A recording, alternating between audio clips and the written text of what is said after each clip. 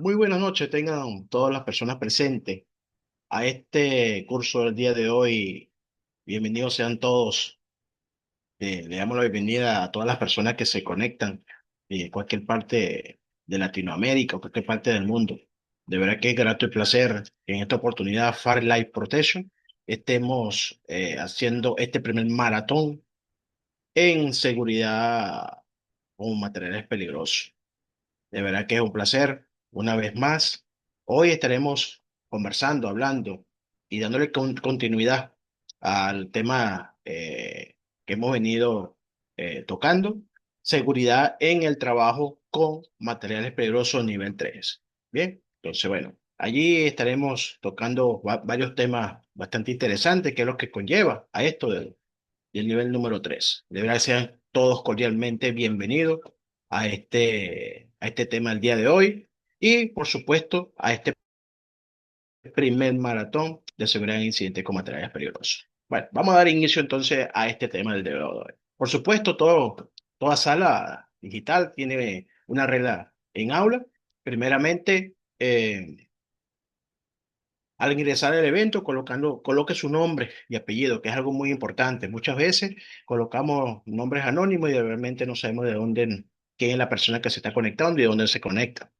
Cualquier comentario, bueno, puede hacerlo en la caja del chat.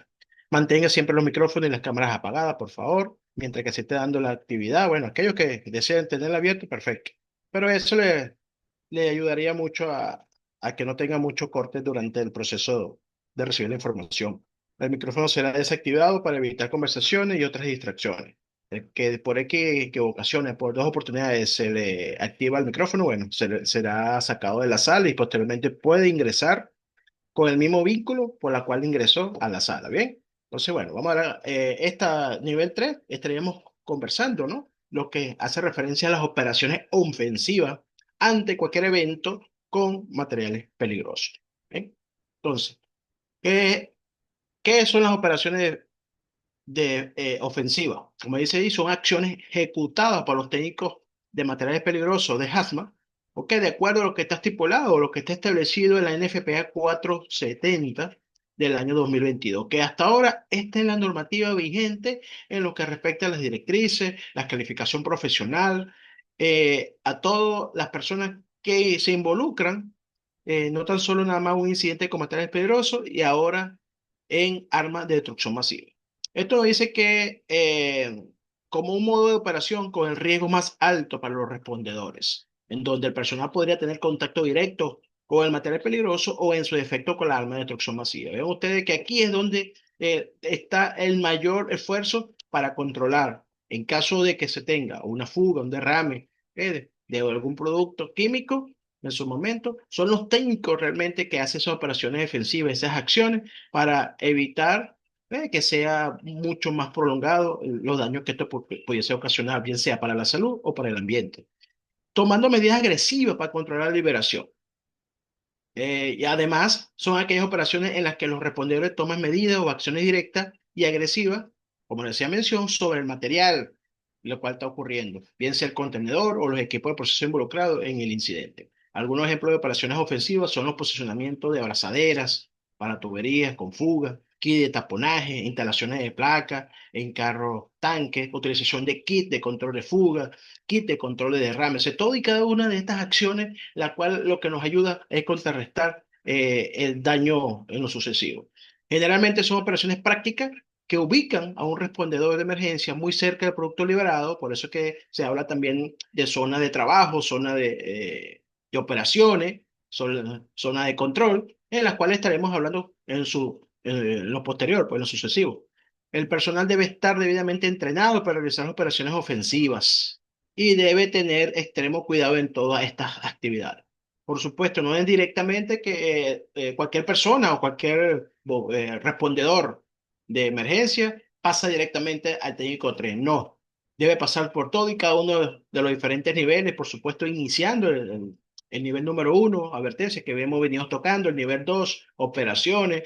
Ok, ya ahorita hay operaciones de misión específica. Allí estaríamos hablando aproximadamente de 9 misiones específicas. Durante el técnico, de igual manera, la NFPA 470 actualizó y tenemos hasta ahora unos 13 acciones de igual manera que debe conocer el técnico especialista en cada una de las áreas. La seguridad del respondedor de emergencia debe seguir siendo la principal prioridad. ¿Ves? Por eso es que es importante. ¿Qué es lo bueno que trajo esta norma 470 del año 2022, hasta ahora la vigente? Bien, es que se incluyen los oficiales de seguridad durante el evento de materiales peligrosos, pero a su vez también tenemos un oficial de materiales peligrosos. O sea, allí hay dos trabajos, dos funciones que se debe cumplir totalmente con roles distintos, pero siempre resguardando a lo que está establecido en FPA 1500, que es la seguridad en este caso, el respondedor de los bomberos y que de evitar, por supuesto, daño tanto a las personas como a los equipos, como al ambiente o al entorno. Esto, a su vez, es una táctica ofensiva que no tendrá un resultado positivo ni para el público ni para el medio ambiente. No debe ocurrir cualquier situación extraña. ¿Qué objetivos? ¿Qué es lo importante establecer aquí? Los objetivos estratégicos y tácticos. Un plan no es más que un plan de acción de incidente, donde está de manera enfoque organizado para planificar la mitigación de una situación grave. La premisa de un plan de acción de incidente es desarrollar estrategias y las tácticas. Eso es lo primordial que debemos tomar en consideración necesaria para afectar un resultado positivo y seguro. Si yo aplico objetivos estratégicos, si yo aplico un plan de acción de incidente, estaría buscando de que cada una de esas estrategias, esa táctica que vamos a implementar para el control del caso de la fuga del evento con un producto químico o el material peligroso, lo que se quiere es que se haga de una manera o tengamos un resultado tanto positivo y seguro y que se logre de una manera eficiente y eficaz. Las estrategias desarrolladas son de naturaleza amplia y definen lo que se necesita lograr. Eso es lo muy importante. Se toma en consideración para el logro positivo y seguro de estos objetivos estratégicos y esta táctica se utiliza un acrónimo llamado SMART. ¿Qué es SMART? Bueno, que debemos que adicionalmente, durante el proceso del plan de acción de incidente, los planes deben tener que sean específicos, esos planes de igual manera tienen que ser medibles, ¿ok? De acuerdo a lo que está estipulado por las letras que aparece allí en el lado izquierdo. El A está orientado a las acciones que se van a tomar, la R que sean realistas, lo más real posible en cualquiera de las situaciones que se pudiesen presentar. Y por supuesto, la T, sensibles al tiempo. O sea, todo y cada uno utilizando este fenómeno o este acrónimo, ¿no? El llamado SMART, lo que buscamos es entonces que este plan de acción del incidente durante cualquier evento con materiales peligrosos lo hagamos de una manera muy, muy eficiente, muy seguro, tanto para el personal que van a intervenir como para el resguardo del medio ambiente y de cada una de las personas que van a estar involucradas. Adicionalmente, una vez que las estrategias están en su lugar, los técnicos luego desarrollan esas tácticas. Vean ustedes primeramente. Ya habíamos hablado en los niveles anteriores la diferencia cuando se trata de un incidente con materiales peligrosos y un incidente común o que no sea con materiales peligrosos o con sustancias químicas o con productos químicos. Las técnicas son las tareas operativas que se utilizan para lograr las estrategias. ¿Ok? Eso son cada uno. ¿Qué vamos a hacer? ¿Con qué lo vamos a hacer? ¿Qué equipo vamos a utilizar? ¿Qué procedimiento vamos a hacer cumplir para el control del evento como tal? Las tácticas deben ser mensurables tanto en el tiempo como en rendimiento. Ellos deben evaluarse para garantizar que cumplirán los objetivos estratégicos establecidos. Como le decía hace ratico, haciendo cumplir lo que dice nuestra estrategia de SMART. ¿Qué adicionalmente debe tener estos objetivos para hacer el cumplimiento? Bueno, debemos hacer primeramente una aislación del lugar, ¿ves? Posteriormente la identificación del producto, por supuesto, notificar al personal especializado, los organismos de seguridad competentes para el control del evento, la protección de las personas o alrededor. En caso de tener víctimas en el lugar, bueno, debemos de realizar un proceso de rescate. Por supuesto que si existe un incendio, por alguna reacción o por algún contacto de otro agente durante la situación que presentó el evento. Entonces debemos controlar ese incendio. Asimismo, bueno, si se trata de líquidos, debemos dar un confinamiento, adicionalmente una contención del producto y posteriormente una recuperación y terminación. O sea, todos estos pasos están enmarcados en lo que se trataría un plan de acción de incidente o un PAI que establece todo y cada uno de esos objetivos estratégicos y tácticos que debemos cumplir. ¿Qué método de mitigación vamos a cumplir? Bueno, primeramente para ver, utilizar un método de mitigación es importante definir lo que es una mitigación. Bien, entonces nos dice la normativa, bien, 470 de 2022, que una mitigación no es más que el proceso de control de un material. O sea, debemos controlar ese evento, bien sea la fuga, el derrame, bien, en cualquier de sus estados, sólido, líquido, gaseoso, o sustancias peligrosas, para evitar la propagación de riesgo que puede afectar bien sea a las personas, animal o medio ambiente. Existen dos métodos para el control de esta mitigación o para el control del producto o del material. Uno es la mitigación física y el otro no es más que la mitigación química. Son los dos tipos de métodos a utilizar. Para la mitigación física, bien, nos dice que son aquellos procesos de control de un material o sustancia sin que estos pierdan sus propiedades químicas.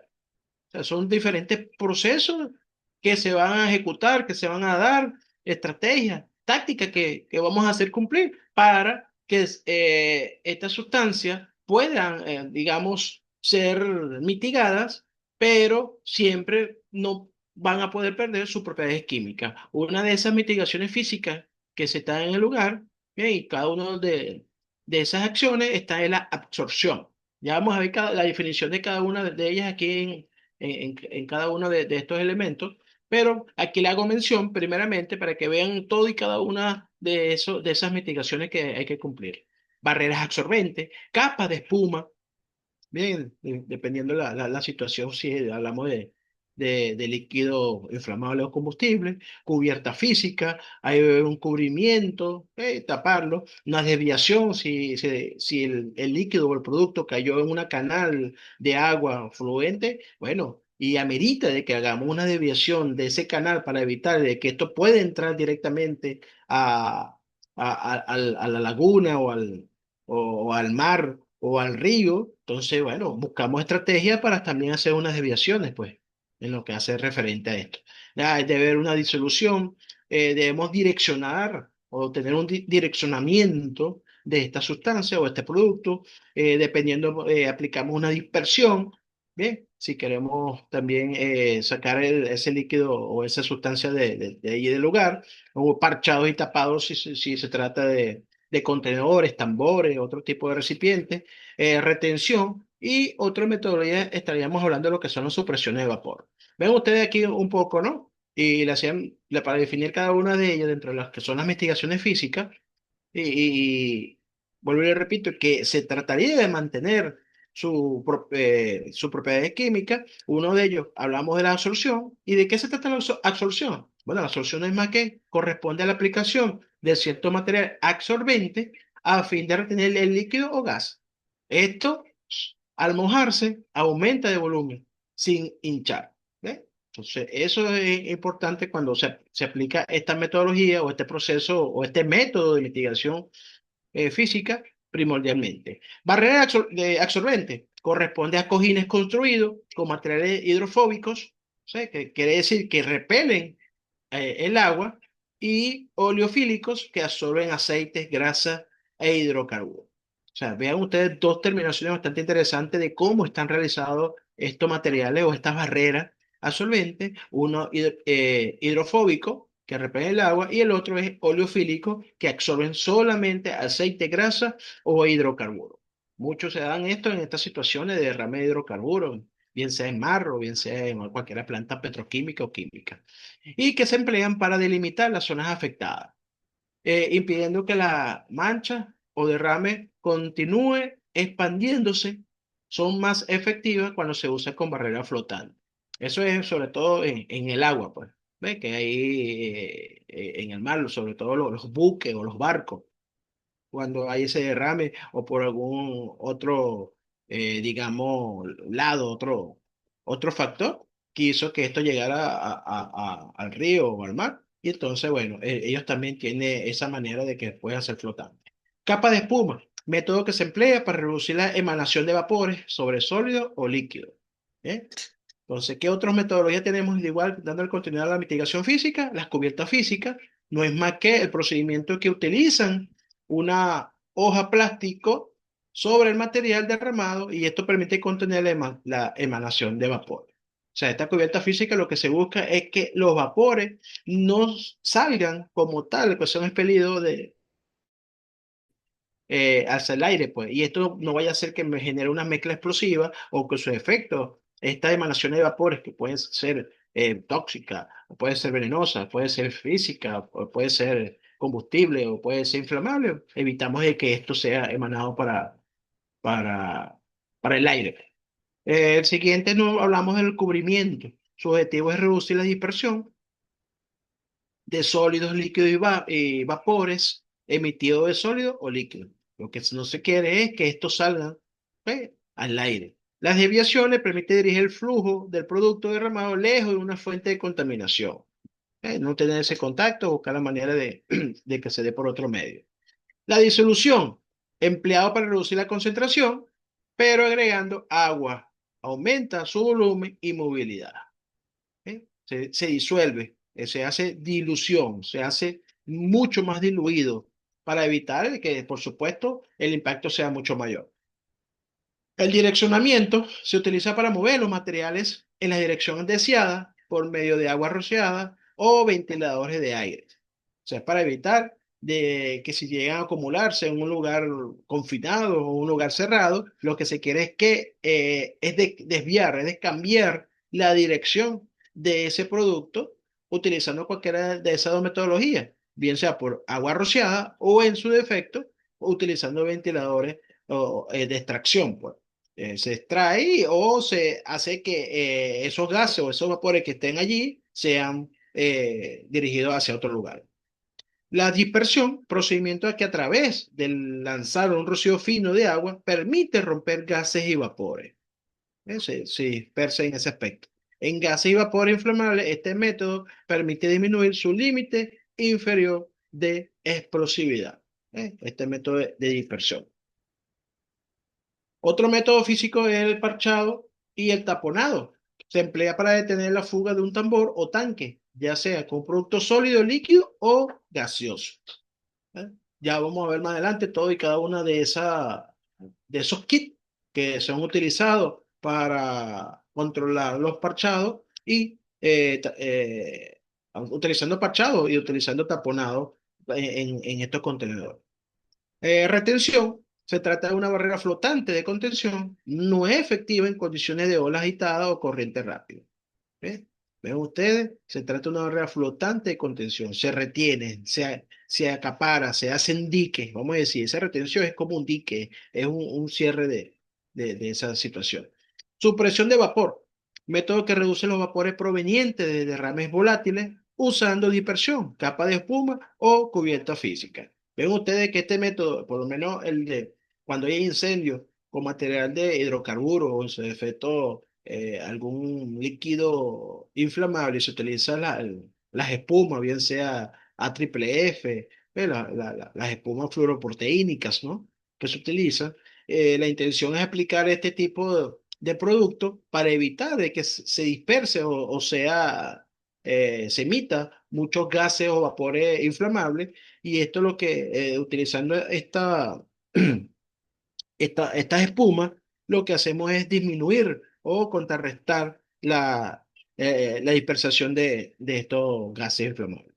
Vean ustedes algunos modelos que se tienen allí, por eso es que le hacía mención que pueden ser el tipo salchicha, o otros lo llaman tipo anaconda, otros le dicen que son de manera absorbente, y lo de aquí en la parte inferior, tenemos lo que es el proceso de espuma, por supuesto se hace la contención, y si es en el mar, bueno, se hace y se coloca mantas absorbentes. Existen, perdón, kit exclusivamente y posteriormente para darle su deposición final. Esos son algunos de esos productos que están dados. Otro método de mitigación es la mitigación química. no es más que la aplicación de procedimientos en los cuales se utilizan químicos específicos para cambiar la naturaleza del material derramado, previa autorización de las autoridades competentes. Por supuesto que por el tal sistema de comando de incidente y en el sistema de comando de incidente, en lo que hace la zona fría, existe un equipo multidisciplinario, no nada más que quizás sea el comandante del incidente o de la escena, ya que aquí también se involucran personal y autoridades, pues, quizá de alto mando, bien sea alcalde, gobernadores, o bien sea químico, bien sea personal muy conocedor de la materia químicamente. Entonces, eso nos ayudaría mucho, pues, en ese sentido, en ese aspecto. Entonces, dentro de esa táctica, ¿no? O de ese proceso de mitigación química, tenemos la absorción como segunda la incineración controlada, luego la dispersión, hay algo que se llama la gelatinización, luego la neutralización y por último la solidificación. Bien, bueno, aquí vemos cada uno de ellos, aplicando por supuesto esa metodología. ¿Ok? La absorción, este método que se emplea cuando el material liberado se liga a la superficie absorbente, como el caso del carbón activado, que es utilizado para remover material orgánico del agua contaminada. El carbón activado, es uno vamos a decir, de esos productos que pueden utilizarse para absorber cualquier material orgánico, pues, en caso de que sea de agua contaminada. Tenemos como segundo proceso dentro de lo que es la mitigación química, es la incineración controlada, que consiste en producir una combustión que genere temperatura alta para destruir todo el material o sustancias peligrosas sin comprometer ninguna otra instalación. Su uso es frecuente para destruir sobre todo lo que son los pesticidas, los herbicidas y los materiales similares. ¿Ve? En la clase número 6 que se nota en este aspecto. Como tercer proceso de mitigación está lo que son la dispersión. Este método consiste en adicionar agentes biológicos o surfactantes para romper los líquidos derramados. De eso se trata la dispersión. La gelatinización se refiere a la recolección, gelatinización o coagulación de aceite. Este requiere de la autorización de las autoridades locales para poder aplicar o utilizar algún método o usar este método químico que se busca es que se tenga la gelatinización o la acumulación quizá del producto como el aceite. Tenemos la neutralización, no es más que el procedimiento que consiste en agregar un químico específico al material peligroso para disminuir su poder. O sea, se neutraliza, una base. Por eso que es importante conocer dentro de las propiedades físico-químicas el potencial de hidrógeno que puede tener, donde cualquier eh, ácido es neutralizado, es contrarresta su efecto potencial, su efecto altamente tóxico con un alcalino o con una base, pues. Por eso también es importante conocerlo, pues. Por lo menos un ejemplo de ello, como el caso del gas cloro, para yo neutralizar el gas cloro, lo ideal fuese utilizar hidróxido de sodio o en su defecto cal viva. Esto una vez que se ha mezclado lo que hace es disminuir ese potencial que tiene el gas cloro de generar y convirtiéndolo en cloruro de sodio. El siguiente método estaríamos hablando de solidificación. No es más que el método en el cual se combina el material derramado con otro de tal forma que dé como resultado un producto sólido. Ven ustedes, un material derramado quizás de manera líquida y posterior, por supuesto, esto por medio de la utilización de este método, lo que hacemos es llevar ese líquido a sólido. Aquí le hago mención de este registro, ¿no? Que tiene que ver con la Sociedad Americana de la Química, la división CAS, muy conocida y un técnico debe conocer muy bien esto, ¿no? Y es porque aquí el registro CAS es importante porque ellos son las autoridades mundiales para la información química. Por eso hace referencia allí. No es más que el CAS, Sociedad Americana de Química. El CAS es la única organización en el mundo cuyo objetivo es encontrar, recopilar y organizar todas las informaciones sobre sustancias químicas de forma pública. O sea, todo lo que pueden ser manejadas, todo lo que puede ser utilizada, todo lo que pueden ser de alguna u otra manera utilizada para cualquier proceso. Por eso que ahí debe haber un registro existente y estaremos hablando que hasta el julio, el mes de julio del año 2025 ya se tenía registrado, ya se tenía la mayor colección de información que había aproximadamente 289 millones de sustancias orgánicas e inorgánicas registradas a nivel mundial. Tanto la mezcla, su parte, digamos, la sustancia puro, como la mezcla de estas sustancias, o sea, su derivado. Entonces, todo y cada una de ellas. Imagínense usted la cantidad, quizá, y que no todos los conocemos, porque eso va a depender en cualquiera de los ámbitos que se puede presentar. Imagínense usted en una planta petroquímica, una planta química, un laboratorio, o sea, una cantidad exorbitante, pero ya existentes que están registrados por cada una de esas pruebas. El CAS o la Sociedad Americana de Química se ha registrado 289 millones y ellos le dan una codificación en cada uno de esos productos, o sea que para ellos es el número de células que va a ser a cualquier parte del mundo, que vamos a ver más adelante ese número de células o ese número CAS que le fue asignado a ese producto en el momento que fue registrado. Eso es como que sí, que usted hizo un experimento y, y que tiene que registrarlo para que sea usted como que es el papá de la criatura. Entonces, pues, es por eso que entra también esos productos químicos dentro de su prueba o su mezcla, generan otros productos. Cubre las sustancias identificadas en la literatura científica del año 1957 hasta el momento. Porque como le mencionaba, ¿no? ¿Qué es el número de registro CAS? ¿Ok? CAS Registry. No es más que el número, o que a menudo abreviado con CAS-RN, ¿ok? CAS, registro de número de producto o número CAS, es un identificador numérico único asignado a cada sustancia química descrita en la literatura científica. O sea que tenemos entonces hoy en día 289 millones de productos o de sustancias químicas que tienen su número CAS, o sea que están registradas. Y lo importante, que un número K se suele formatear como una serie de 10 dígitos, dividido en tres partes por guiones, y más o menos de esa forma, de tal manera que el dígito de la derecha es un dígito de control utilizado para verificar la validez del número, y la parte central puede tener dos o más dígitos, y la parte izquierda, que puede ser la más larga, aumenta a medida que se registran nuevas sustancias. Imagínense ustedes cada sustancia que se va generando y que hasta julio del año 2025 estábamos hablando de 200 millones de productos químicos.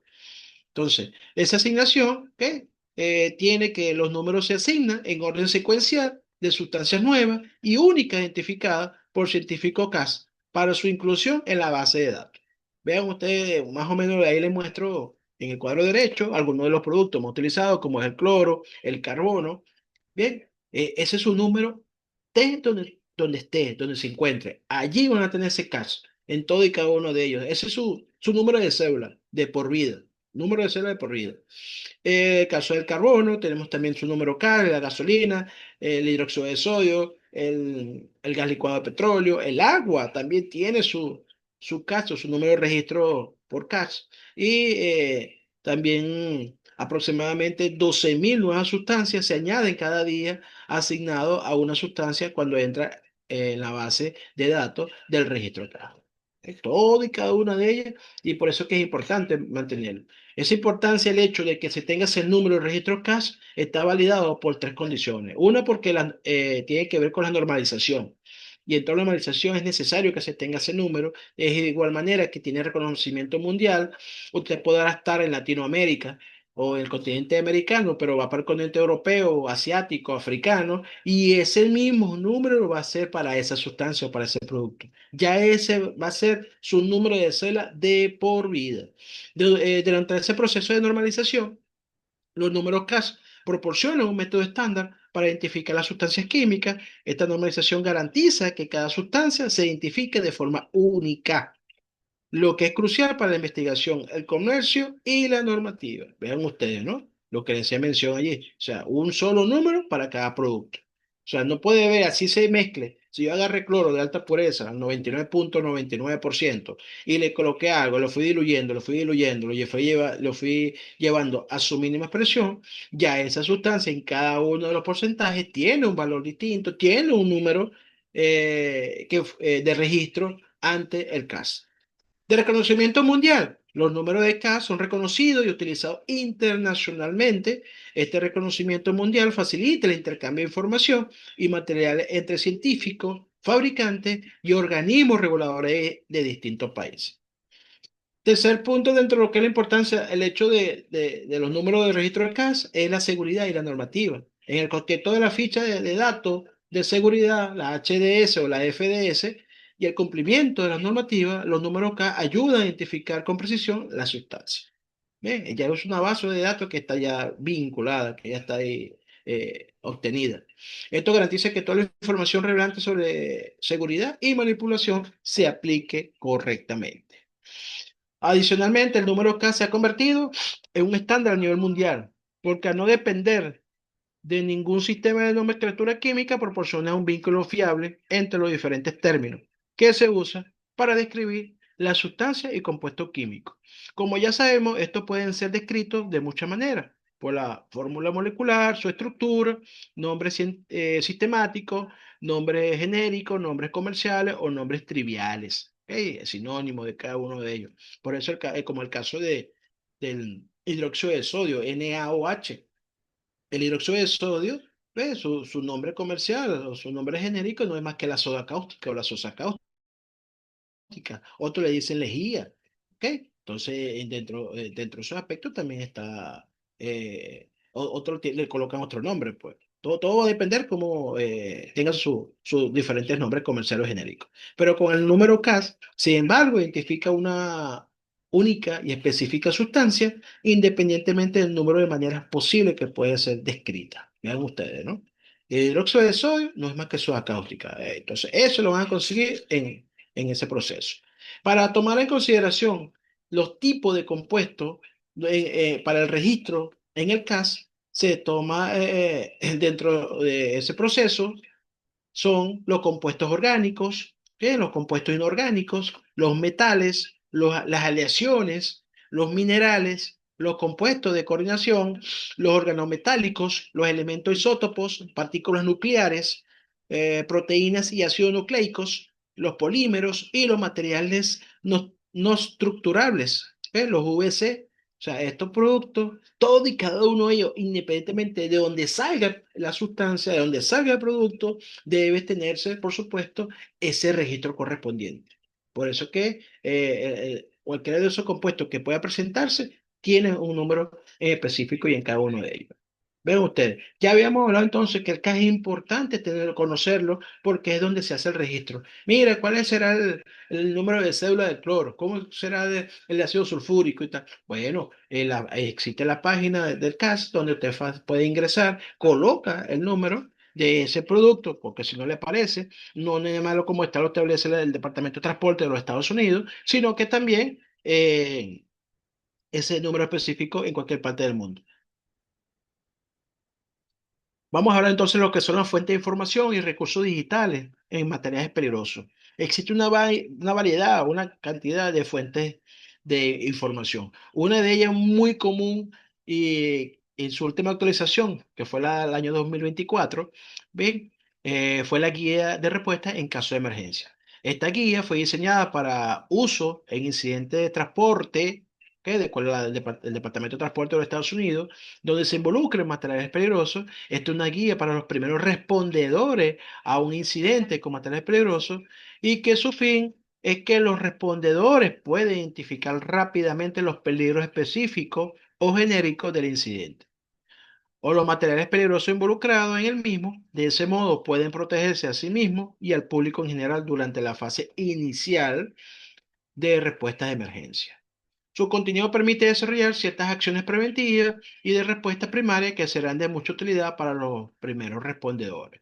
Esta guía muy utilizada y ahora que existen aplicaciones, app por Play Store, lo que pueden utilizar un Android, un iPhone o otro tipo de, digamos, de tecnología, bien, pueden tenerla ya no en físico, sino también de manera digital y que de allí también te da mucha facilidad de trabajarla, es muy práctica, muy dinámica para trabajarla. Ella está comprendida básicamente por cuatro colores: blanco, amarillo, azul, naranja y verde.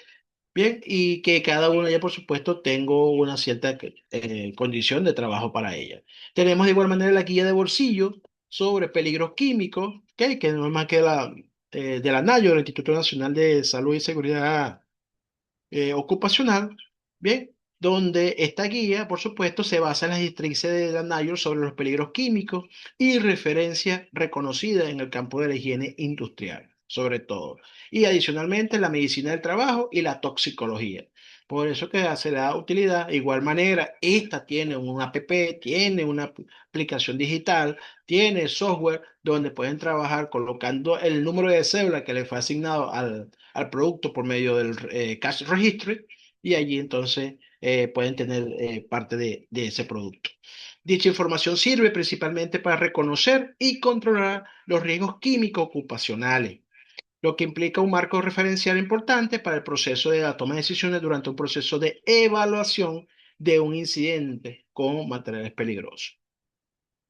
La guía NIOSH mantiene el límite de exposición recomendable, o sea, el LER, y los límites de exposición permisible, que es el LEP, bajo las normas sobre contaminantes del aire para las industrias en general de la Administración de Salud y Seguridad Ocupacional, o sea, de la OSHA. Otra fuente de información que yo requiero y que es muy importante cuando yo quiero saber mucho más del producto, no es más que la hoja de datos de seguridad, la HDS, anteriormente conocida como la MSDS, Material Safety Data Suite, ahora pasa a ser la SDS, eh, hoja de datos de seguridad o ficha de datos de seguridad también conocida por otro medio, llamada también la FDS. Esto es un documento de información detallada sobre la naturaleza química de un producto, la peligrosidad de salud, seguridad, fuego y riesgo que al medio ambiente la sustancia puede causar. Las hojas de seguridad suelen ser buenas fuentes de información detallada sobre un material particular al que tienen acceso los respondedores a emergencia. Y las hojas se pueden adquirir del fabricante del material, del proveedor, el cargador o de un centro de respuesta de emergencia como es la ChartTrack. Vamos a hablar como organismo especializado, ¿no? La ChartTrack o el plan de comunicación de peligro de las instalaciones. Eso también es muy importante. Esta sección, esta hoja de seguridad, eh, se adjunta con el documento de embarque o con la hoja de despacho del contenedor y que adicionalmente está conformada por 16 secciones. 16 secciones donde está muy especificado en cada uno de ellas toda la información que yo requiero del producto. Tenemos la NFPA 704, ¿ok? Materiales peligrosos, que no es más que los estándares del sistema de identificación de peligro a los socorristas en caso de responder a una emergencia o un incidente con materiales peligrosos. Este sistema proporciona a los primeros respondientes y a otros profesionales de la seguridad una forma rápida y fácil de entender los peligros de un material y la gravedad de estos peligros en caso de una emergencia, comúnmente conocido como el diamante de peligro de la NFPA o también conocido como el diamante de seguridad de la NFPA 704. Aquí tenemos la NFPA 325. Esta es una guía sobre las propiedades de riesgo de incendio de líquidos, gases y sólidos volátiles inflamables. Muy importante de conocer esto. Como dice allí, propiedades de riesgo de incendio, tanto en líquido, gas o sólido, que son volátiles con material o propiedades inflamables. Esta proporciona información sobre las propiedades de riesgo de incendio de 1.500 sustancias como punto de inflamación, límite de inflamabilidad y propiedades de combustión. Esta guía es útil para la clasificación de riesgo de incendio en espacios laborales, almacenamiento y transporte de sustancias peligrosas de cualquiera de esas condiciones, bien sea líquido, gaseoso o sólido. De igual manera, tenemos la NFPA 497, que no es más que la práctica recomendada para la clasificación de líquidos, gases o vapores inflamables y de ubicaciones peligrosas, clasificada para instalaciones eléctricas en áreas de procesos químicos. Tenemos por allí la NFPA 499 del año 2021, a pesar que la 497 de 2024.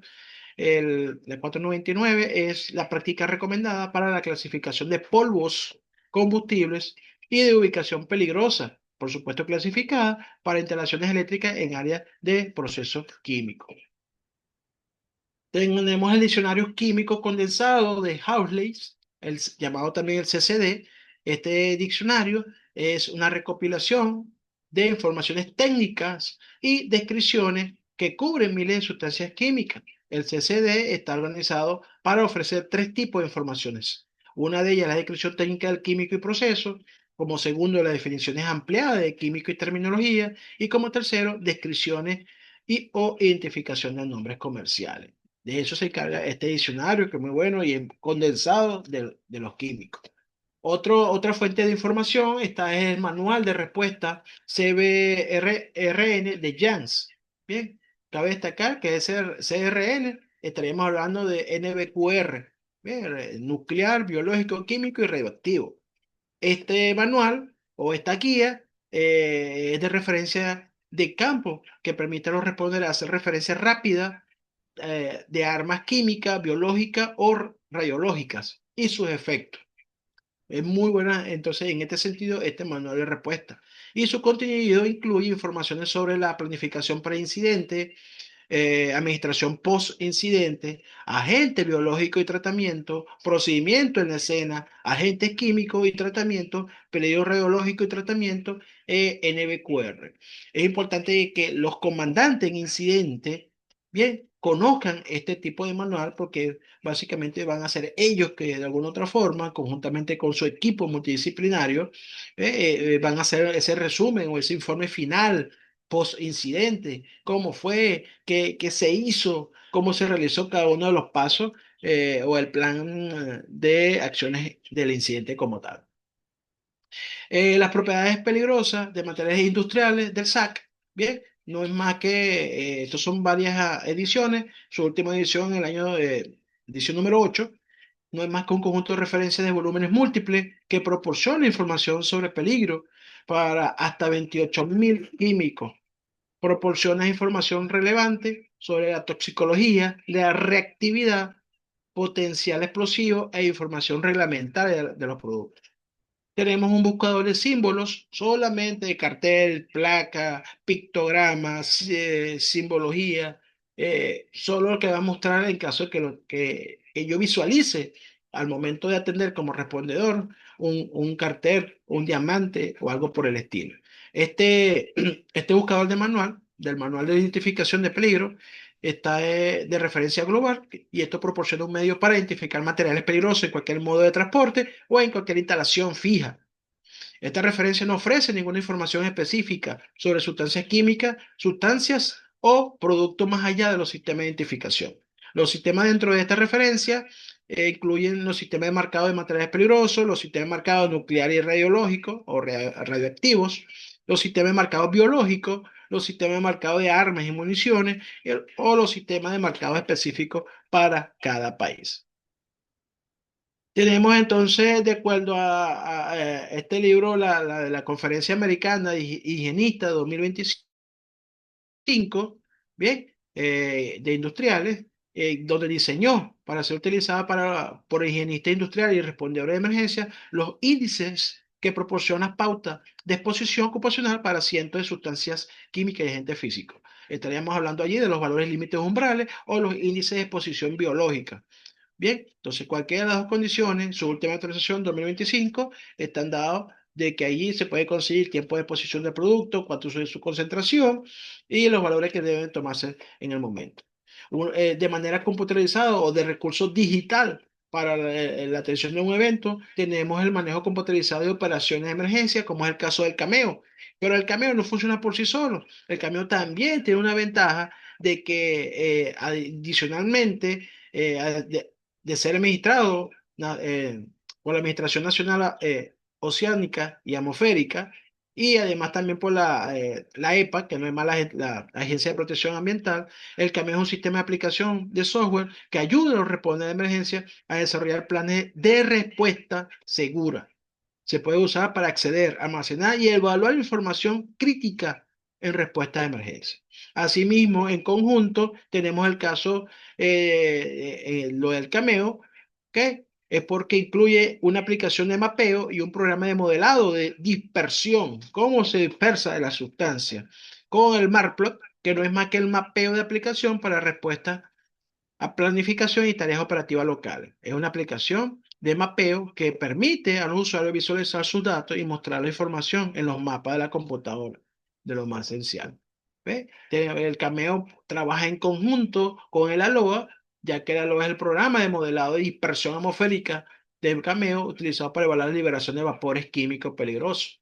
La LOA le permite al usuario estimar el daño potencial a un área basada en características físicas y toxicológicas de la sustancia química, condiciones atmosféricas o cualquier otra circunstancia específica que pueda estar afectada a la liberación. Al adquirir esta información, los técnicos pueden establecer y trazar zonas de amenaza utilizando las funciones SmartPlot. La zona de amenaza se establece utilizando el tipo de liberación química como fuga, incendio o explosiones. Por eso en la guía de respuesta 2024 y todas las guías de respuesta en caso de emergencia con producto químico, estamos hablando entonces el site o el SAP, que sería la zona de aislamiento inicial o la zona de acción protectora. Importante. Uno de esos recursos digitales tenemos el Google Earth, que es la plataforma de información geográfica que ofrece un modelo virtual del globo terráqueo para explorar diversos mapas y cartografías. ¿Qué mejor esta aplicación Google Earth? Y esta aplicación puede conectarse con los datos descargados desde Aloha y crear un modelamiento sobre una emergencia en tiempo real. Esto ayuda a tomar decisiones operativas basadas en un modelo establecido, ya que determina zona y la visualiza en un mapa real, ¿ves? Como lo mencionaba. O sea, es del lugar donde está ocurriendo el evento, qué puede ocurrir, tal situación. O sea, todo y cada una de ellas aplicando, por supuesto, haciéndola trabajar en conjunto. Tanto Google Earth como Aloha como el Cameo pueden ligarse y hacer parte de ello. Otro recurso digital que se tiene no es más que el sistema de información inalámbrico para los respondedores de emergencia, caso como es el Wiser. Este sistema es para el personal de respuesta a emergencias e incidentes como APEL y este recurso electrónico brinda una amplia gama de información sobre las sustancias peligrosas. ¿Qué incluye este sistema? Bueno, datos de reactividad química, orientación para la toma de decisiones, la gestión de riesgo, soporte de identificación química, características de químicos y compuestos, información sobre peligro para la salud y consejos en caso de contención. Bien, tenemos la hoja de trabajo sobre reactividad química, conocida como la CRW, sus siglas en inglés, no es más que un software de acceso gratuito que a través de cualquier persona puede obtener información acerca de la reactividad química de numerosos productos químicos peligrosos de uso común, así como de compatibilidad de los absorbentes y la idoneidad de los materiales de construcción en el proceso químico. Tenemos de igual manera dentro de esos recursos digitales las acciones de emergencia de Martop para químicos. ¿Ok? Esta formación incluye información sobre más de 100.000 sustancias químicas, sinónimos y nombres comerciales. Esto se proporciona mapeo y modelado de dispersión. Además, el sistema puede calcular rápidamente la distancia de separación y las zonas de exclusión en el incidente, utilizando las condiciones actuales de clima y topografía.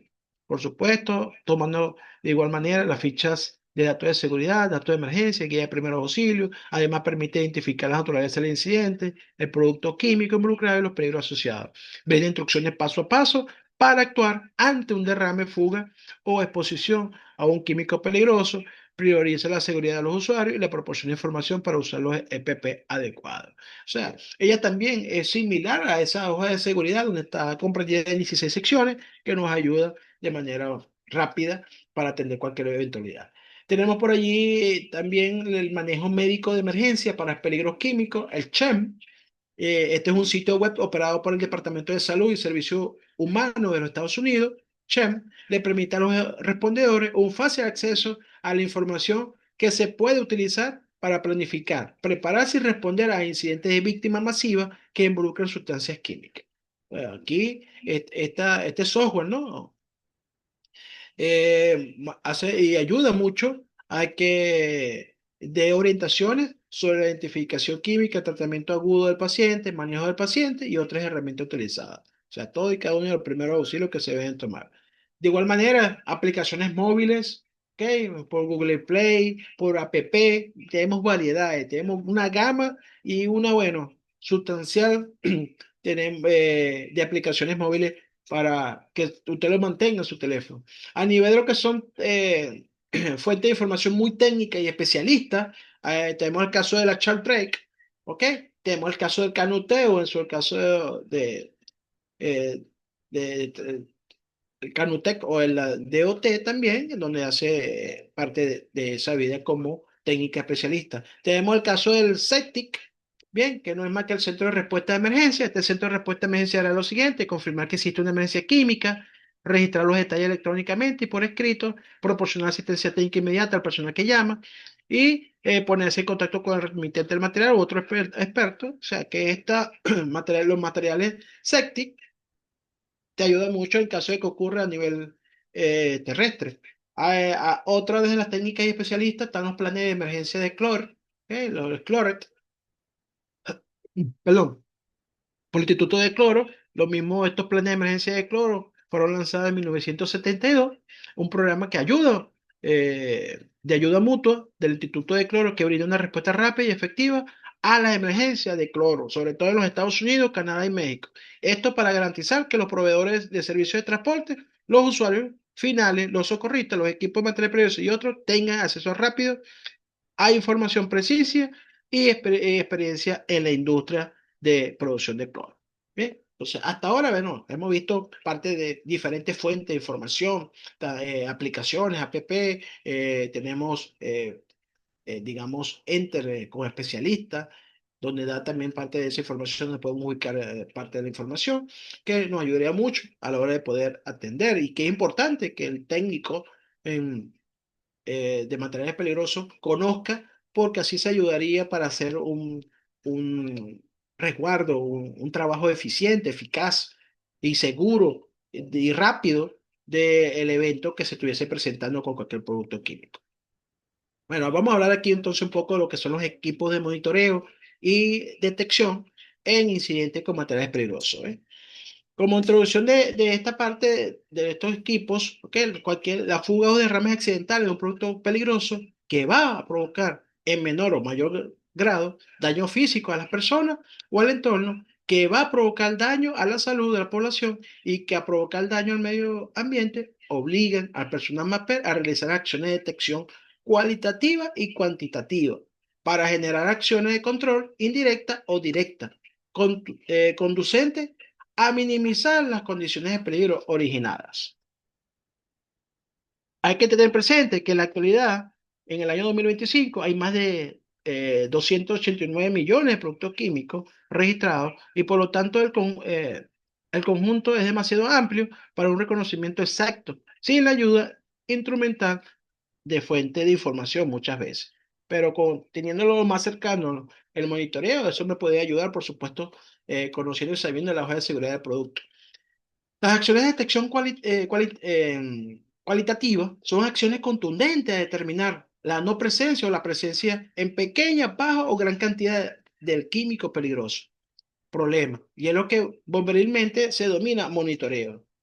Las acciones de detección cualitativa y de detección cuantitativa permiten determinar la presencia específica de un químico peligroso, problema y sus concentraciones presentes en el lugar. Las acciones de monitoreo y detección son muy útiles para que los equipos MAPPER puedan tomar las acciones correctas para minimizar los peligros de productos químicos peligrosos descontrolados. O sea, es importante conocer todo y cada una de las acciones, tanto de monitoreo como de detección, y así evitar.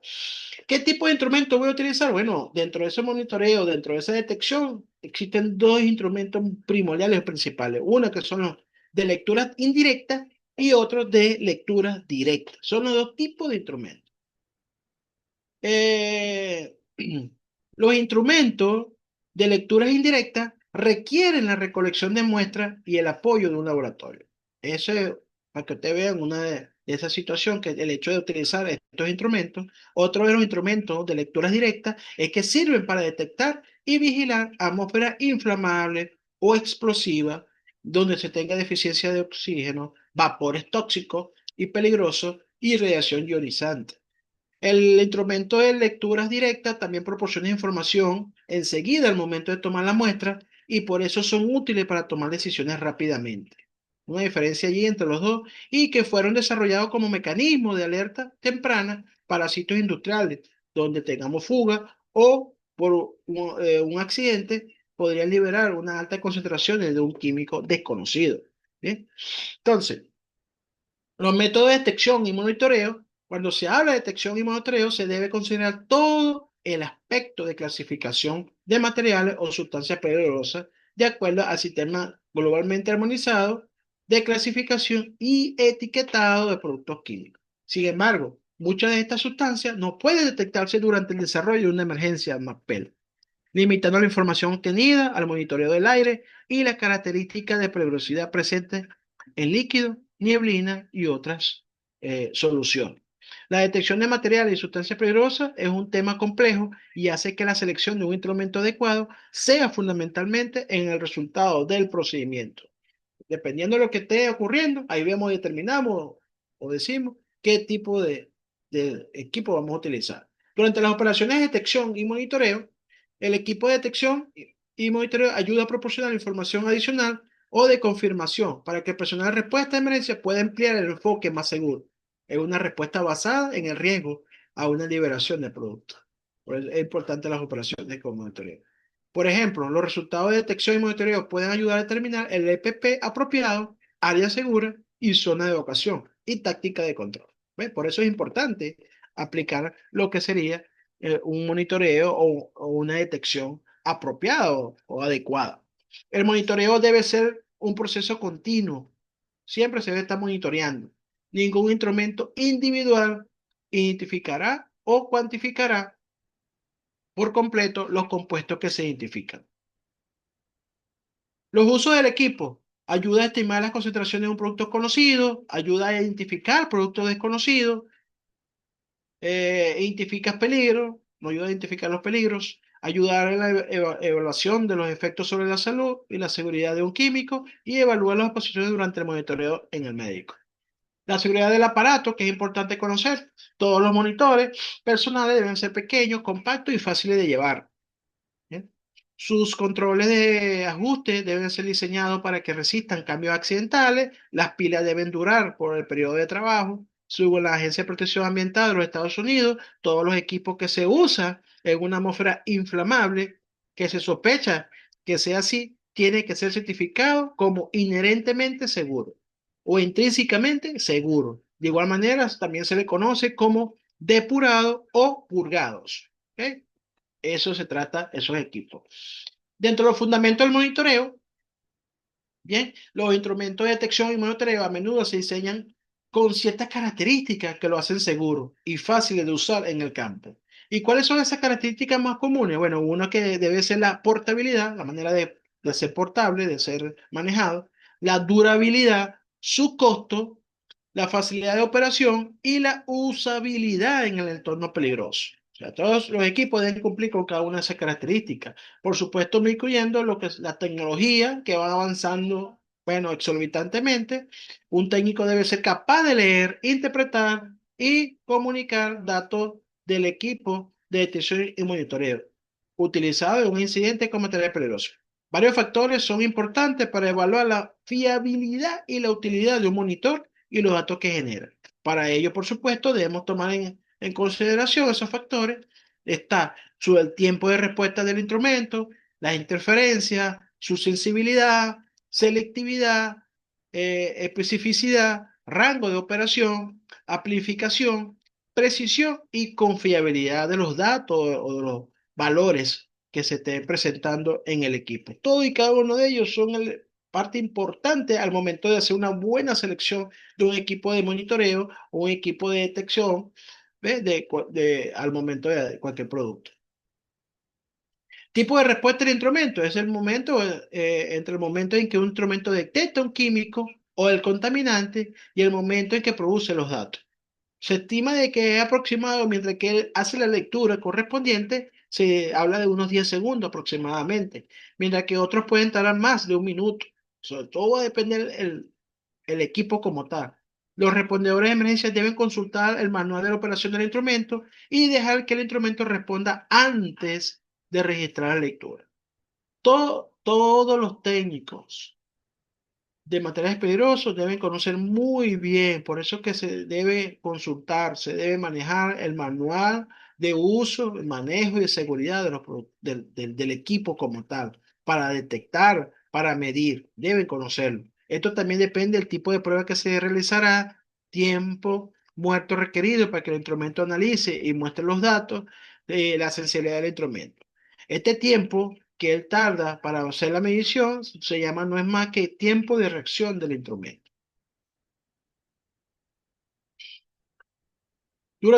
Es importante que la calibración sea un elemento fundamental para tener una mejor lectura al momento de hacer la medición o hacer el monitoreo en esa atmósfera o en ese lugar peligroso, ¿no?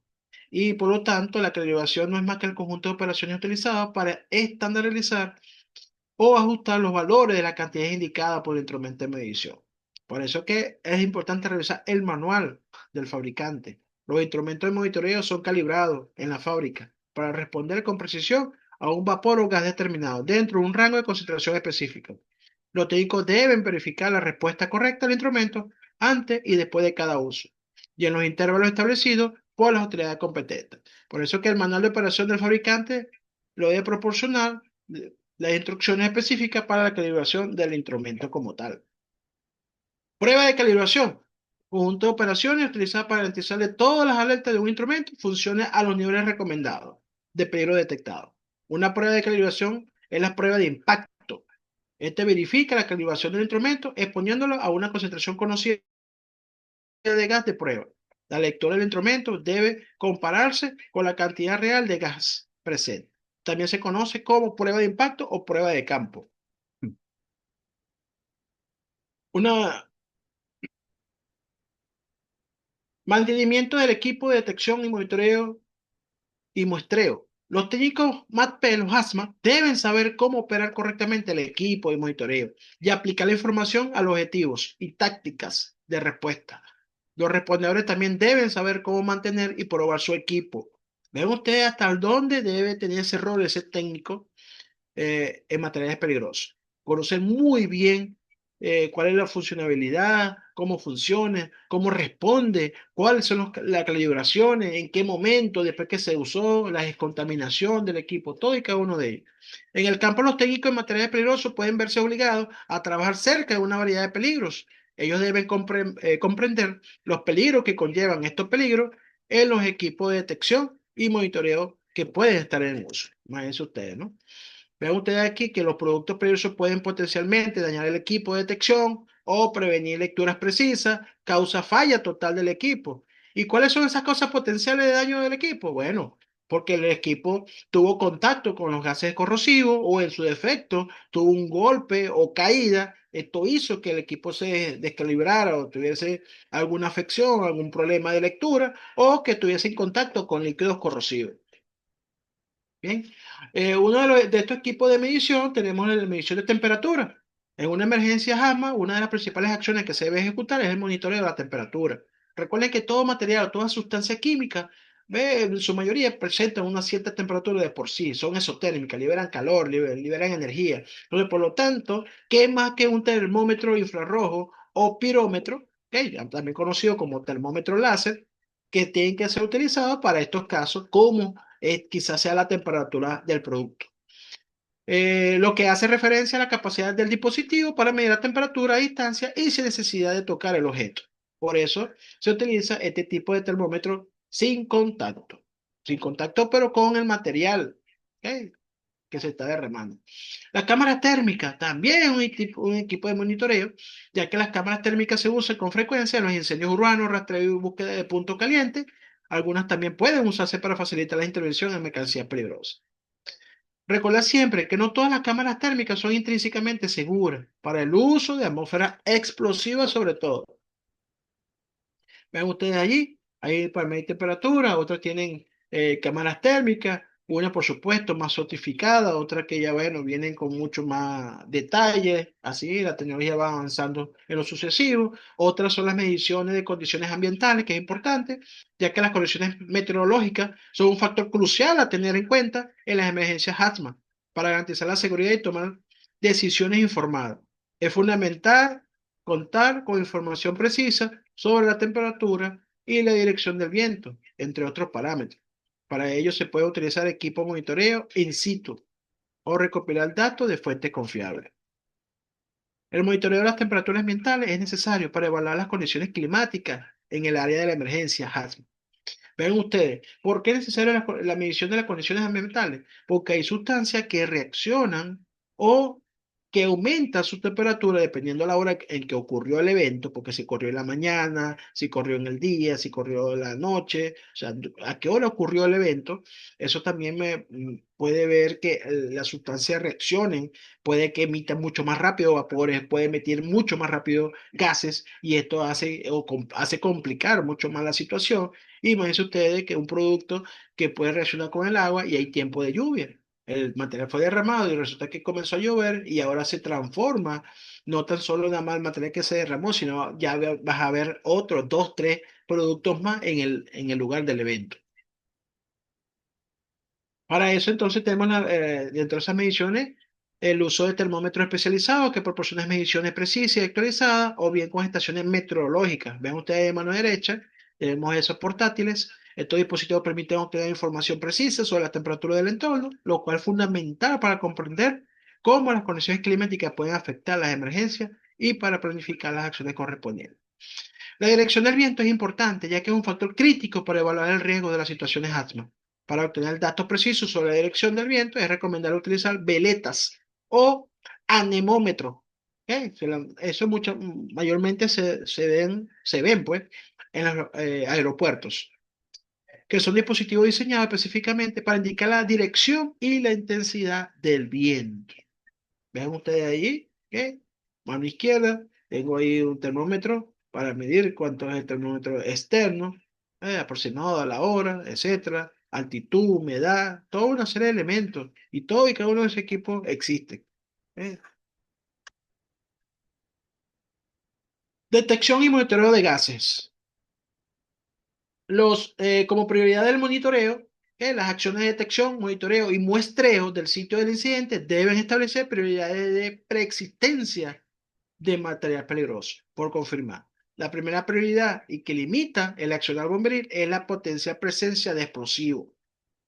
No se detecta muy fácilmente el explosivo, sino hasta llegar al lugar y ver que existe la presencia de un artefacto explosivo. Le sigue la presencia de elementos radioactivos, ¿eh? Y luego ambientes muy oxidantes que deterioran los equipos y finalmente atmósferas inflamables que pueden combustionarse y ambientes tóxicos por falta de oxígeno o por presencia de gases tóxicos y ambientes corrosivos. O sea, hay que tener mucho cuidado en ese aspecto. Los objetivos de la detección de estos materiales o monitoreo y muestreo de un área con el objeto específico en mente ayudará a definir el procedimiento correcto para seguir. Con un material desconocido, la detección y muestreo se hace un poco más difícil y mucho más importante. Solamente hay que tener presente que un material desconocido será líquido, sólido o gas. El estado del material va a ayudar a establecer los objetivos de detección, monitoreo y muestreo. ¿Cuáles son esos gases más comunes al momento de detectar en una emergencia hazmat? Son tres primordiales de la detección, monitoreo. Sería el oxígeno, el monóxido de carbono o el CO y el gas sulfídrico o en su efecto el H2S, ácido sulfúrico. Vean ustedes allí que el oxígeno es un gas sin olor ni olor, pero es necesario para la vida de plantas y animales. El oxígeno que se inspira al respirar entre el sangre de los pulmones circula por los tejidos. El monóxido es un gas inodoro, incoloro e insípido, lo que implica que sus emanaciones son imposibles de ver, oler o sentirse con el gusto. El ácido sulfúrico es incoloro, con un olor característico a huevo podrido, dióxido de azufre, con sabor un poco dulzón, altamente tóxico, inflamable en altas concentraciones. Esta es una tabla donde da la sintomatología de exposición al monóxido de carbono. A mayor concentración, por supuesto, va a haber alguna afección. Dentro de los equipos de detección y monitoreo de gases, tenemos equipos o monitores unigases para medir un solo gas y los multigases, que para medir otros gases, otros niveles de gas. ¿Bien? De igual forma, tenemos la detección de monitoreo de gases por medio de los tubos colorimétricos. Estos tubos son utilizados para la detección y monitoreo de gases. Contienen una preparación química capaz de cambiar de color al reaccionar con la sustancia que se desea medir. ¿Eh? Eso es así, unos tubitos, se parte la punta, se mete en ese equipo y lo que hace es darse para que absorba en la atmósfera esa sustancia y allí determinar eh, quizá el tipo de gas que se está concentrando allí. Tenemos los detectores de fotoionización, PID. Este tipo, perdón, este tipo de detector de gas que se utiliza para medir concentraciones de compuestos orgánicos volátiles y algunos gases inorgánicos.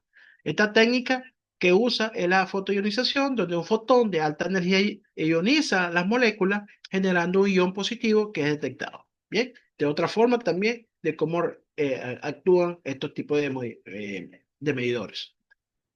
Por aquí tenemos los detectores y monitores de líquidos. Ya habíamos hablado entonces de los gases, habíamos hablado a nivel atmosférica, ahora de manera líquida. Un operador HAZMAT también puede utilizar cinta o banda de pH o banda de protección de hidrógeno para saber si está en presencia de un material o sustancia peligrosa en estado líquido o con un pH alcalino o ácido. Recuerden que la cinta pH lo que mide qué tanto puede ser ácido o qué tanto puede ser alcalino o base en la sustancia. Por eso que la cinta o banda, también conocida de pH, son un método rápido y de alta exactitud para la determinación del potencial de hidrógeno de una muestra, siendo utilizado cuando la diferenciación del potencial de hidrógeno es de alta importancia. Por lo general, no es muy utilizado para discriminar el grado de acidez de neblina peligrosa. En este caso, es usado en papel tornasol o similar. Tenemos por allí también el monitoreo de radiaciones ionizantes, bien, rayos gamma o rayos X, partículas alfa, beta o neutrones, la desintegración espontánea donde los átomos de denominación radioactiva y la energía excedente emitida es una forma de radiación. Ante una condición de incidente con presencia de radiación ionizante, el operador gamma debe estar atento a la señal del equipo. Y cuando éste detecte la presencia real de radiaciones, debe detener toda actividad bomberil y armar un perímetro de seguridad, así como solicita la presencia de personal especializada en el manejo de material radioactivo o fuentes radioactivas. ¿Qué método de muestreo necesitamos o existente? Existen dos tipos de métodos de muestreo. Uno es el monitoreo individual y otro es el monitoreo de área. Durante el monitoreo individual, el monitoreo generalmente se realiza con un equipo de mano. Los técnicos JAMA deben considerar muchos factores de realizar este tipo de monitoreo. Algunas veces el técnico JAMA sabrá exactamente qué sustancia química monitorear.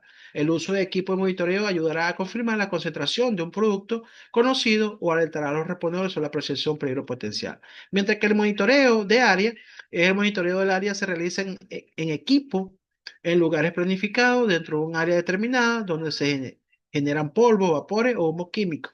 El objetivo del monitoreo de área es determinar la presencia y concentración de productos en un área específica, un área particular. Las técnicas de muestreo para proteger al público se puede requerir que los técnicos en MAPEL recojan muestras de contaminantes o contaminantes sospechosos para apoyar el tratamiento médico, determinar la mejor manera de mitigar la situación y determinar el tipo de contaminación requerida. Sin embargo, cuando los técnicos responden a incidentes de naturaleza criminal, las preocupaciones de muestreo van más allá de la salud pública y las muestras se convierten en evidencia. ¿Ven ustedes? Por eso que los técnicos, dentro de sus especialidades, que son tres especialidades, el técnico que debe conocer está enmarcado lo que sería el manejo de evidencia con productos químicos. Dentro de esa técnica de monitoreo, de muestreo, perdón, en algún punto puede haber necesidad de tomar, reunir o transportar las muestras de un material peligroso o de armas de destrucción masiva. Este material y equipo puede afectar la recolección de muestras en el teatro de operaciones de un incidente con material peligroso o armas de destrucción masiva. Por eso es importante tomar en consideración bolsas plásticas selladas tipo Ziploc, bolsa de muestreo tipo Milar, cápsula, frasco plástico de vidrio, pipeta, o sea, toda una serie de cantidad para recolectar, marcar cada una de esas evidencias que fueron encontradas en el lugar. Tenemos allí existencia de algunos kits de herramientas para el control de derrame, que las herramientas básicamente tienen que ser antichispas, ¿ok? Como decía anteriormente, intrínsecamente seguras. De igual manera tenemos para el control o taponamiento de tubería de 1 a 4 pulgadas, conocida también como el kit C1. Tenemos allí kit de parcheo de tubería de media a 4 pulgadas, tubería antichispa, también conocida como el C2. Tenemos kit de parcheo de tubería de 5 a 8 pulgadas, Todo y cada uno debe conocer ese técnico el cual va a trabajar, qué de tapón y de cuña. Tenemos kit de parcheo y taponamiento de tambor con parche de escalera, parche de tanque grande, enchufe de superficie sobredimensionado, el A2 también conocido. Tenemos el A1 para el parche escalonado de tipo T, parcheo y taponamiento de batería, kit D también, kit de parcheo y taponamiento de batería con doble parche en T. O sea, vean ustedes una gama de kit que se va a utilizar al momento de controlar alguna fuga, algún derrame, que es responsabilidad del técnico para hacer ese tipo de control. Tenemos los kits de emergencia según el cilindro de cloro de 10 a 150 libras, estaríamos hablando cilindro de 50 a 68 kilogramos, un kit nivel A, color rojo. Tenemos también el kit de emergencia para amoníaco, para toneladas de 1 tonelada, o sea, de 1000 kilos. También tenemos ese kit que es exclusivamente para amoníaco. Tenemos a mano derecha el kit de control de fuga de emergencia amoníaco de 10 pulgadas para cilindro, lo que son cilindros un poco más pequeños. Tenemos por allí el kit para el control de fuga en cilindro de amoníaco. Cabe destacar que para amoníaco el kit de control es de color azul, si se dan cuenta ya a mano izquierda, es de color azul y por supuesto tiene un kit para esos cilindros. Tenemos recipiente de recuperación de cilindro de cloro, que en caso de fuga lo que hace es introducirse en ese sarcófago también conocido o recipiente de recuperación de cilindro, de igual forma se puede dar. Tenemos entonces también el kit de emergencia de cilindro de cloro para contenedores de 1 tonelada, bien, es de color amarillo, esos son para cilindros de 1 tonelada de gas cloro, básicamente, eh, utilizar. Tenemos el kit de emergencia para vagones, camiones cisternas, el kit de control de fuga, bien, derrame de color verdes para esos casos. Entonces, hablemos entonces, ya hemos hablado cada uno de esos tipos de monitoreo, que es importante que el técnico conozca, que sepa cómo tener, en caso de que sean gases, en caso de que sea líquido, lo diferente, que si la cinta de pH, que si detectores de temperatura, bien, todo y cada uno de ellos que es esencial que conozca al momento de también conocer la calibración, cómo calibrarlo. El técnico debe estar muy empapado, debe estar muy conocido de esos equipos que son los que lo va a ayudar a tomar una mejor estrategia táctica a la hora de atacar, de atender el evento. Pero vemos, después de lo que ocurrió en el World Trade Center, de las Torres Gemelas, se comenzaron a hablar de lo que son las armas de destrucción masiva y no estaría de más, pues, de hablar cuáles son esos conceptos, lo que está establecido en la NFPA 470, que es la que sigue vigente, en la que se hizo la recopilación o la consolidación de la NFPA 472, 473 y 172. Esta normativa, la 470, bien, ellos que son los estándares para los respondedores a materiales peligrosos y armas de destrucción masiva, ellos definen lo que es un arma de destrucción masiva como cualquier arma o material que está diseñado para causar la muerte o lesiones graves, daños a edificios, estructuras o al medio ambiente, ya sea una bomba explosiva o incendiaria, un misil o granada o un dispositivo destructivo o de lanzamiento, que puede contener una sustancia química tóxica o peligrosa, agente biológico, toxinas, vectores o un arma diseñada para liberar niveles peligrosos de radiación.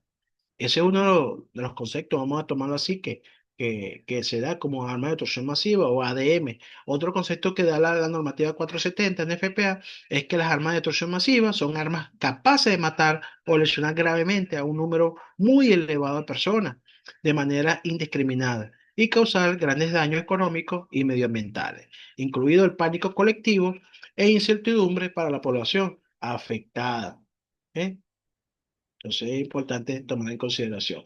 Las armas de destrucción masiva se habla de que pueden contener tanto material explosivo, agentes radiológicos o nucleares, agentes biológicos, agentes químicos. Por eso es que se habla de la NBQR, bien, que son materiales que están en todo y cada una de las gamas que se utilizan pues de manera eh, destructiva de gran masa.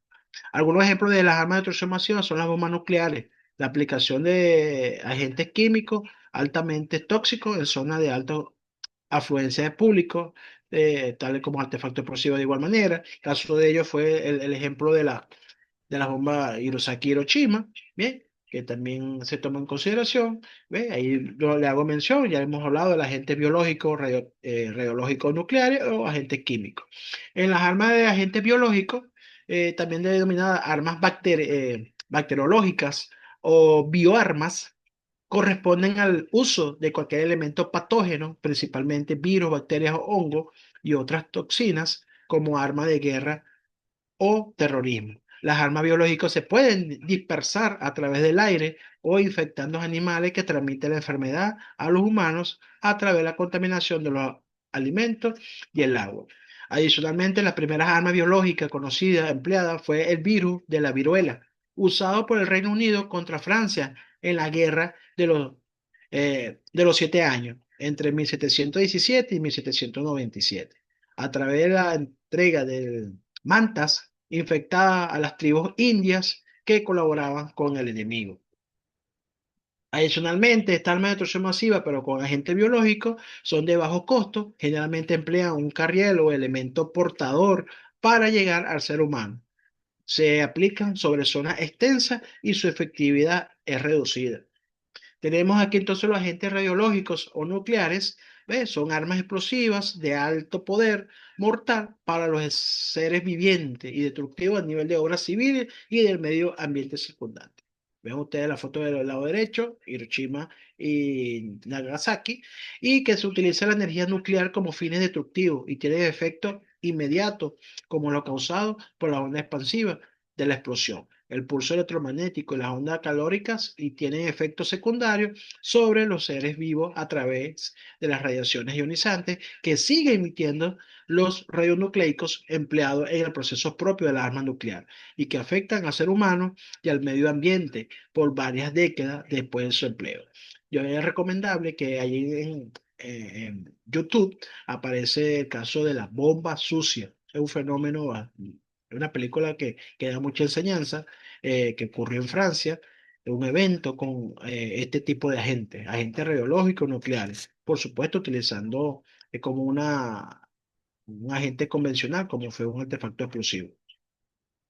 El objetivo de las armas nucleares no es solo la muerte del enemigo, sino que es la eliminación simultánea de muchos de ellos de la faz de la Tierra y la destrucción de un entorno inmediato y daño a mediano y largo plazo de la población circundante y su medio ambiente. Imagínense ustedes hasta qué grado tiene ese efecto los agentes radiológicos o nucleares. El agente químico, ¿ve? Emplean elementos o productos químicos para generar daños y lesiones incapacitantes al enemigo antes de su muerte. Pueden ser agentes altamente tóxicos y de alta persistencia. Caso de eso fue el uso de la gas mostaza en la Primera Guerra Mundial, en 1915, en 1916-17 aproximadamente, que se utilizó como arma de destrucción a los alemanes en ese momento. Los agentes químicos de guerra son capaces de generar efectos fisiológicos y psíquicos que pueden ir desde la incapacidad temporal hasta enfermedades graves o la muerte de una persona. ¿Bien?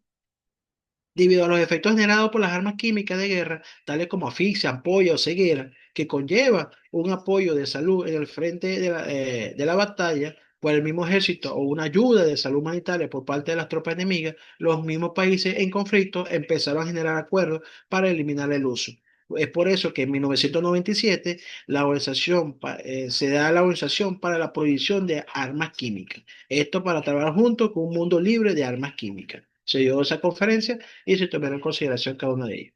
Durante las consideraciones generales en incidentes con armas de destrucción masiva, se debe reconsiderarse que las armas de destrucción masiva están pensadas para generar daño y que las unidades de bomberos y el personal que responden puede ser afectado o incluso puede ser blanco de los terroristas. O sea, los primeros respondedores, policía, bomberos, rescatistas, son un blanco para lo que son los terroristas.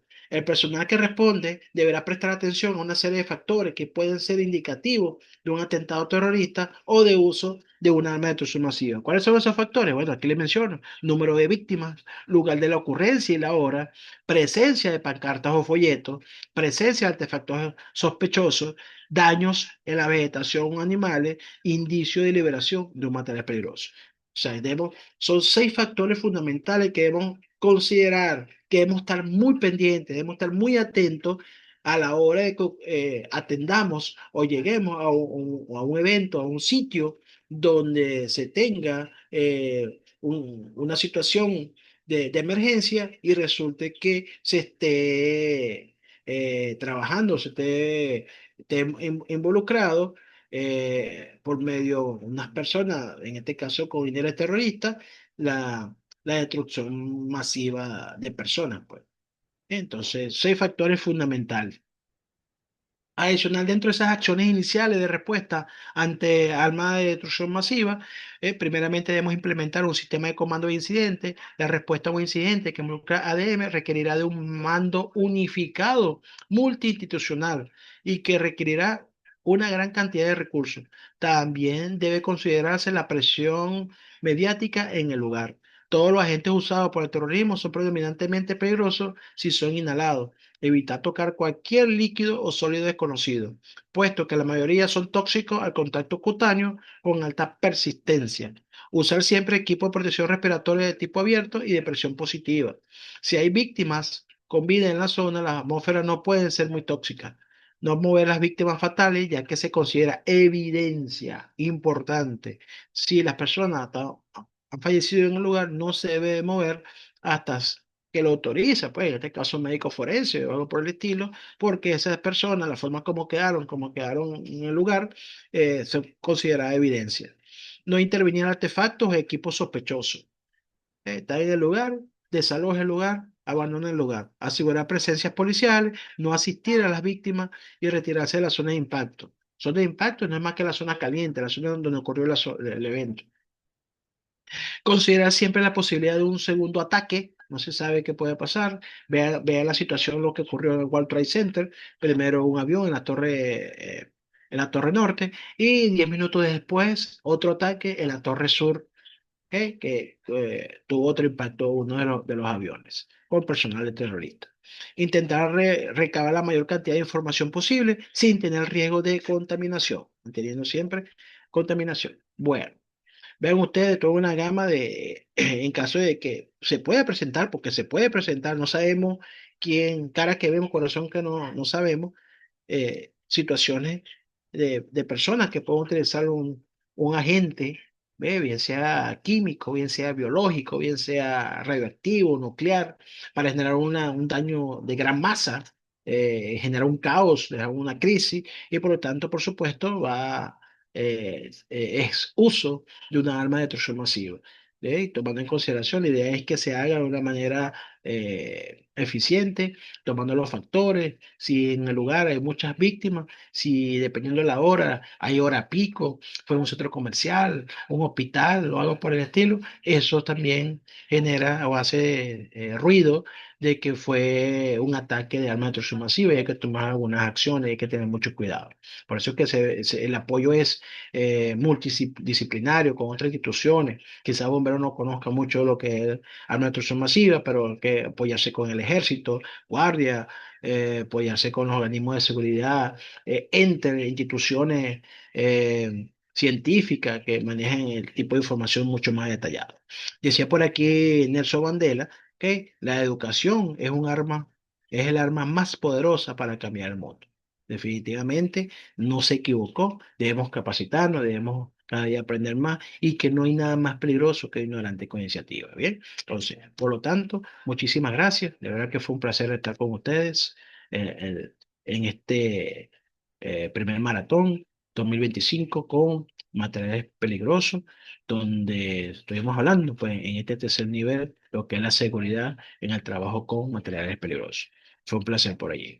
Bueno, ingeniero Garrido, si está por ahí en sala, hasta aquí hemos cumplido lo que te he establecido los objetivos en lo que es el nivel 3 de seguridad en el trabajo con materiales peligrosos. Muchísimas gracias. Ingeniero Garrido, ¿se encuentra en sala? Sí, ingeniero, fuerte y claro. Ah, bueno. Ya por lo menos allí ya se cumplió el objetivo, pues, del contenido del nivel 3 seguridad en el trabajo con materiales peligrosos. Ok, bueno, gracias por a todos los presentes.